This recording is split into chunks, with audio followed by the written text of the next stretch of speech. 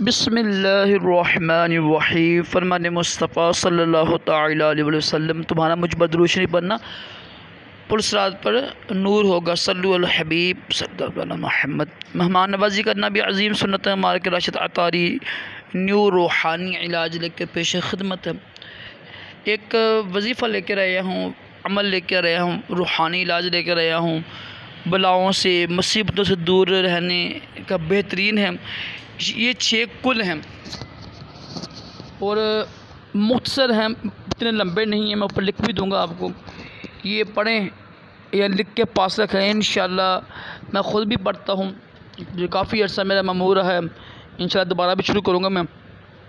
ये 6 कुल लिखे हुए हैं, बड़े ही आसान हैं, कोई मुश्किल नहीं है।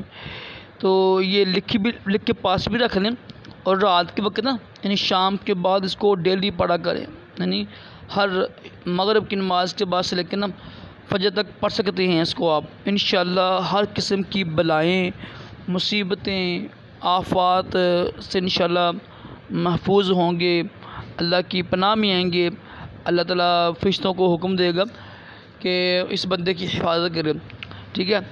और बाज़ लोग समझते हैं यार पता नहीं ये कहाँ से वजीफ़े। देखो ये वजीफ़े कौन सुन्नत के मुताबिक ही होते हैं। जो ऐसा वजीफ़ा हो ना, ऐसा अमल हो ना जिसमें ना कुफ्रियात लिखी हों, वो होते हैं मना, ठीक है। वरना ये ना दम तो हदीस पाक से साबित है ना, दम करना। और कुरान पाक भी हमारे लिए शिफा है और कुरान पाक की आयात से दम करना भी साबित है। ख़ुद नबी पाक अलैहि सलाम से भी साबित है दम करना ना, तो इसमें कोई हर्ज नहीं होते हैं। सल्लु अल हबीब सल्लल्लाहु अलैहि वसल्लम।